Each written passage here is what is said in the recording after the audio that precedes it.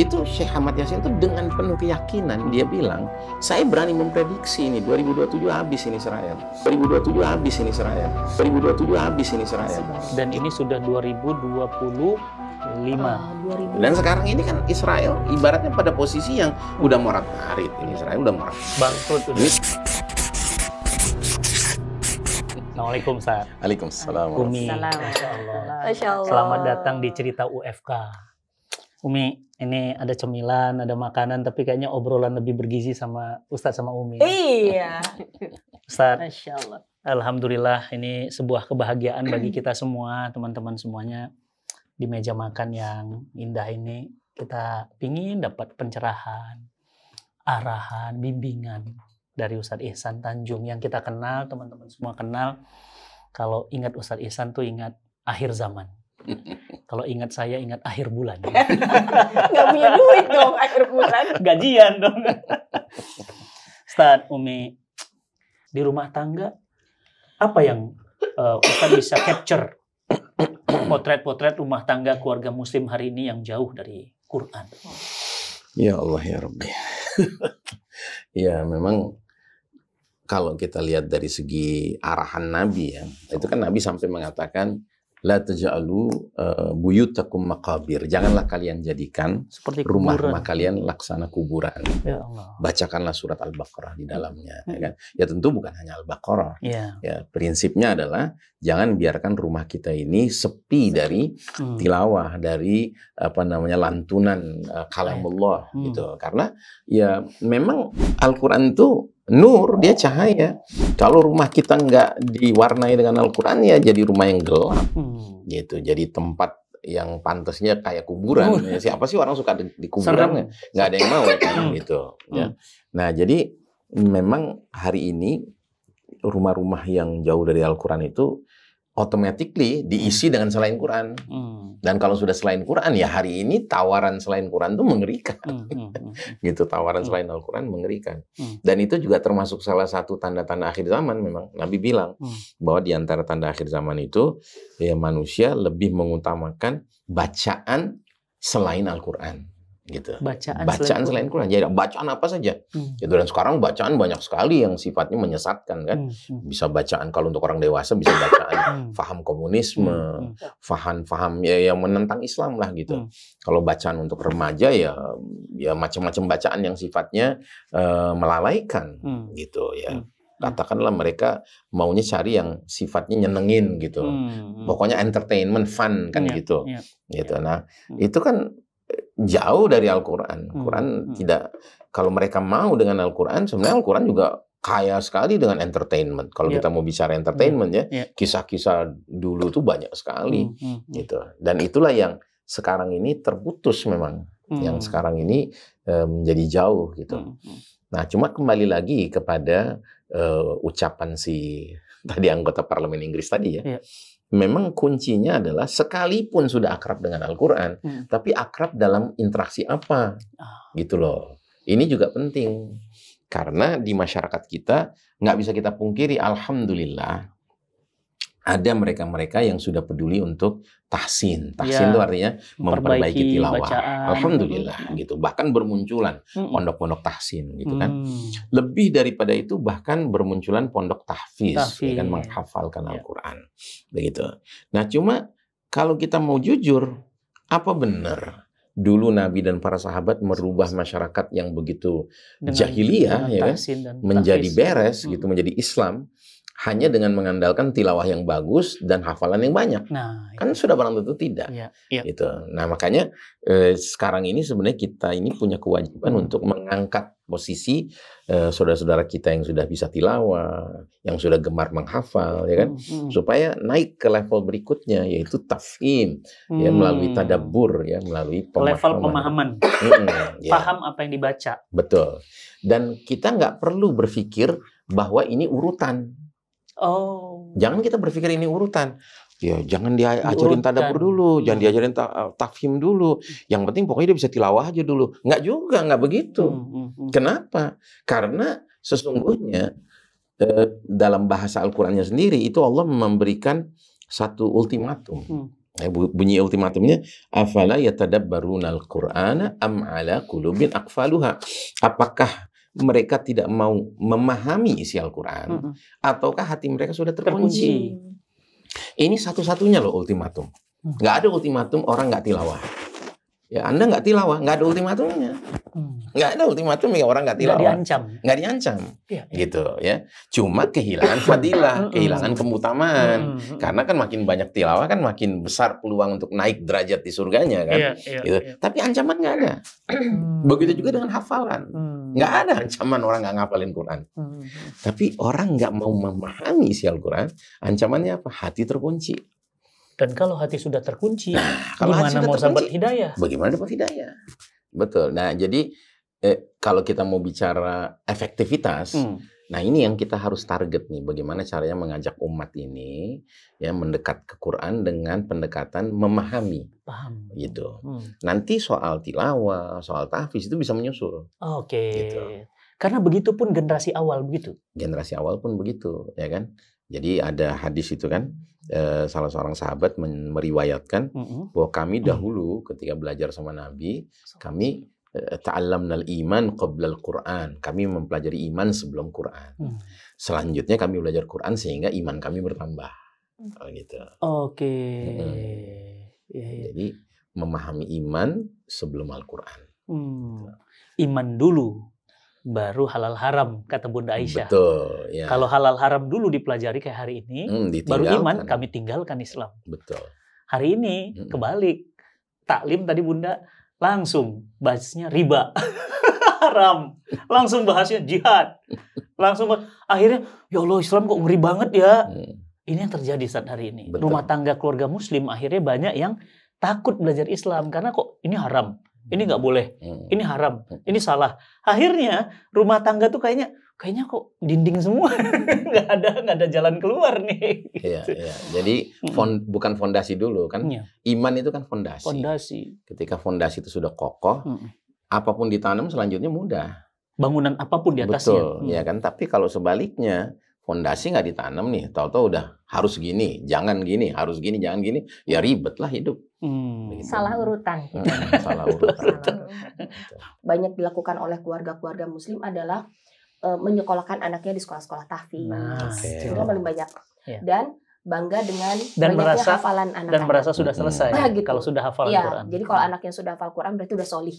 Udah hafal Quran berarti udah solihah. Kemudian juga tahsin. Itu juga yang dikejar gitu. Nah, harusnya apa dulu yang diajarkan oleh orang tua kepada anaknya, Tat? Dan banyak orang tua yang menitipkan anak-anaknya kepada sekolah dan tidak memberikan edukasi kepada anaknya di rumah gitu. Jadi betul-betul menyerahkan 100% nih sama sekolah. Kayak laundry. Iya gitu. Baju kotor, pokoknya mau bersih, wangi. Benar. Iya, terima gitu. jadi aja. Terima jadi. Nah, harusnya bagaimana sih sebetulnya Ustadz dan Umi? Kok pertanyaannya keren sih? Itulah kenapa Allah pilihkan aku jadi istri. Allah. Kok keren banget sih pertanyaannya. Karena kami berdua juga masih punya anak yang kecil kan, dan yang pertama juga masih SMA, masih ABG banget. Jadi belum punya mantu. Ada yang mau mantu nggak? Dan belum punya cucu. Oh iya. Jadi apa dulu nih Tat harusnya dilakukan oleh keluarga-keluarga muslim kayak kita hari ini gitu. Kepada anak-anak kita dan pola pendidikan seperti apa yang harusnya kita lakukan. Masya Allah ya. Dan sinergi dengan sekolahnya ini harusnya gimana nih orang tua dengan sekolah. Iya, nih kayaknya isi saya yang jawab nih. Siap Ustaz. Monggo Umi. Kalau kita mau bilang bagaimana cara yang tepat untuk mendidik di dalam sebuah keluarga, jelas kita sudah punya contoh yang paling sempurna, Rasulullah SAW. Beliau sebagai bukti nyata mampu menciptakan sebuah generasi yang gemilang, generasi terbaik yang sampai mencapai kegemilangan Islam, kejayaan Islam. Nah, pola pattern itu sudah ada dicontohkan oleh Rasulullah. Itu ada di surah Al-Jumu'ah ayat 2. Jadi Allah berfirman di situ bahwa Rasulullah itu diutus untuk mentarbiyah, gitu ya, mentarbiyah umat, untuk membentuk sebuah umat, sebuah generasi dengan 4 urutan. Yang pertama, membacakan ayat-ayatnya. Ayat-ayat ini berarti kan ayat-ayat Allah. Membacakan di situ berarti kan memahamkan, menanamkan fondasi iman, menanamkan fondasi akidah. Kemudian yang kedua, mensucikan jiwanya, tazkiyatun nafs. Dibersihkan jiwanya dari kekotoran, kesyirikan, segala macam itu. Kemudian yang ketiga, barulah ajarkanlah kitab. Yang keempat, ajarkanlah hikmah, as-sunnah gitu. Nah, ini kan sudah ada polanya dari Rasulullah. Sehingga buktinya generasi yang bersama beliau dulu, para sahabat, menjadi generasi yang paling gemilang sehingga Islam berjaya selama 13 abad gitu. Nah, kita tinggal ikutilah pola itu gitu. Kalau sekarang kan kita yang tadi saya bilang salah urutan kita ini gitu. Tidak mengikuti apa yang sudah dipolakan oleh Nabi, loncat dulu ke yang mana? Contoh nih, maaf saya kritisi gitu ya. Gimana tuh? Saya kan kuliah itu jurusan pendidikan Islam anak usia dini. Tuh. Salah satu pas yang banget memang. Salah satu yang saya sampai hari ini ingin mengkritisi tapi saya belum sempat untuk mengutarakan, menyampaikan. Contoh nih. Anak TK sudah diajarkan manasik haji. Iya, iya, betul. Iya, anak saya TK manasik haji, betul. Umi. Nah, makanya saya kadang-kadang mikir. Saya berpikir urgensi anak memahami manasik haji ini di mana? Alangkah lebih baiknya ketika di usia TK ini betul-betul anak ini ditanamkan fondasi akidah yang kuat. Bagaimana si anak ini tahu konsep penciptaan dirinya oleh Allah sehingga dia kan gimana bunyinya? Menarofa nafsahu rabbahu. Ketika dia kenal tahu dirinya, dia kenal dengan Tuhannya. Dia tahu bagaimana dirinya diciptakan.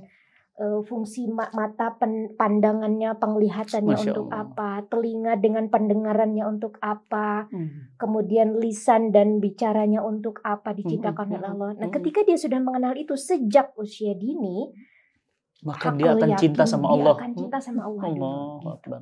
Nah, kita ini sekarang salah urutan. Itu yang saya bilang tadi, anak mereka sudah diajari manasik haji. Iya, benar banget. Ini yang saya ingin kritisi sebetulnya gitu. Nah, dan itu sudah menjadi itu kayak kurikulum nasional. Pokoknya di mana-mana saya lihat udah ada Ka'bahnya jadi situ. Betul. Jadi, nah ini yang harus PR kita bersama gitu ya. Kita tidak saling menyalahkan satu sama lain, tapi PR kita bersama.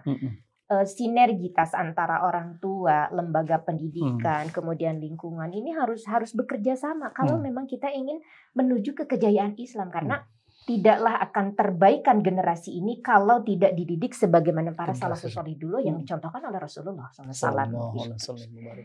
Mungkin itu. Ya, jadi kalau kita lihat ayatnya ya, ini kan ayatnya Walladzi ba'atsa fil ummiyina rasulan minhum. Dialah Allah yang mengutus seorang rasul kepada kaum yang buta huruf dari kalangan mereka. Ya. Yatluna alaihim ayatihi, dibacakan, membacakan kepada mereka ayat-ayat Allah, satu. Wa yuzakkihim, mensucikan jiwa mereka, dua. Wa yu'allimuhumul kitaba wal hikmah, dan mengajarkan pada mereka Quran dan sunnah. Ya. Wa in kanu min qablu lafi dhalalin mubin, dan sebelumnya mereka benar-benar dalam kesesatan yang nyata. Jadi dibacakan. Di pengertian dibacakan ini sudah barang tentu bukan dibacakan hanya letterlek ya, diperdengarkan, ya kan? Tetapi dibacakan supaya tadi kembali kepada pemahaman. Jadi yatlu alaihim ayatihi, dibacakan pada mereka ayat-ayat Allah. Itu bukan hanya Al-Quran tuh dibacain, diperdengarkan aja, enggak, tapi dibacakan dengan arah untuk memahami maknanya. Gitu. Baru setelah itu yuzakkihim, mensucikan mereka. Jiwanya. Gitu. Ya, jiwa-jiwa mereka, dan barulah diajarkan kitab dan sunnah itu. Artinya barulah pendalaman yang benar-benar berpegang teguh pada dua warisan suci ini, Quran dan sunnah ini. Nah, sedangkan kita sekarang ini kan tahu-tahu sudah praktek untuk tahsin, praktek untuk tahfiz gitu ya. Nah, ini saya mungkin agak jauh nih lompatan saya nih, jadi membicarakan apa yang sempat saya katakan di Hotel Horizon kemarin. Kan gini. Dulu sahabat tuh nanya kepada Ummul Mukminin, wahai ummul mukminin, bagaimana sih akhlak Rasul? Sallallahu alaihi Dijawab wasallam. singkat saja, karena khuluquhu sallallahu alaihi wasallam Al-Quran. Akhlak Rasul itu Al-Quran. Jadi mau tahu isi Al-Quran, lihat akhlak Rasul. Mau tahu isi Al-Quran, pelajari akhlak Rasul. Mau tahu bagaimana akhlak Rasul, ya pelajari Al-Quran. Itu nggak ada perbedaan, dia klop gitu. Itu yang kemudian saya kutip pendapat atau tulisan seorang penulis Mesir yang mengatakan Nabi kita ini Al-Qur'anu yamshi alal ard, Quran yang berjalan di muka bumi. Ya, jadi artinya dia sudah jadi the living Quran gitu. Quran yang hidup gitu. Ucapannya, tutur katanya, pikirannya, perilakunya semua ya, perasaan-perasaan itu udah Quran semua gitu. Dan automatically semua para sahabat yang dididik oleh pendidik yang terbaik ini, Nabi kita ini juga menjadi Al-Qur'anu yamshuna alal ard, Quran-Quran yang berjalan di muka bumi. Makanya orang kafir di zaman dulu Nabi dan para sahabat itu hidup, ya, itu asal ketemu sebentar aja dengan seorang sahabat, siapapun sahabat itu, dia tuh udah kena percikan Quran tuh udah kena sama dia. Warnanya langsung. Iya, hanya dengan ucapannya, dengan sebentar perilakunya gitu kan. Dan itu sisanya tinggal terserah aja Allah mau ngasih hidayah apa enggak orang kafir itu. Kalau dia tipe yang memang hatinya masih terbuka, mau berpikir terbuka gitu kan, dia cenderung masuk Islam gitu, ya kan. Nah, itulah para sahabat, itulah Nabi, ya. Ketemu orang aja baru sebentar itu orang tuh langsung jatuh cinta gitu kan. Karena apa? Terasa gitu bahwa nur dari Quran yang ada di tutur katanya, di tatapan matanya, itu semua tuh udah nyetrum gitu sama orang. Saya jadi teringat nih kisah kenapa kemudian Rasulullah SAW itu mengutus Mus'ab bin Umair ke Madinah. Itu orang muda, ganteng, udahlah keturunan bangsawan, ahli Quran, langsung dididik oleh Nabi. Begitu ke Madinah, tokoh-tokoh Madinah langsung jatuh cinta sama dia. Betul. Belum ngomong katanya. Betul. Belum ngomong, baru ngelihat aja. Langsung auranya beda. Vibes-nya beda gitu. Kan kita lihat orang vibes-nya, oh ini vibes-nya beda nih. Atmosfernya beda.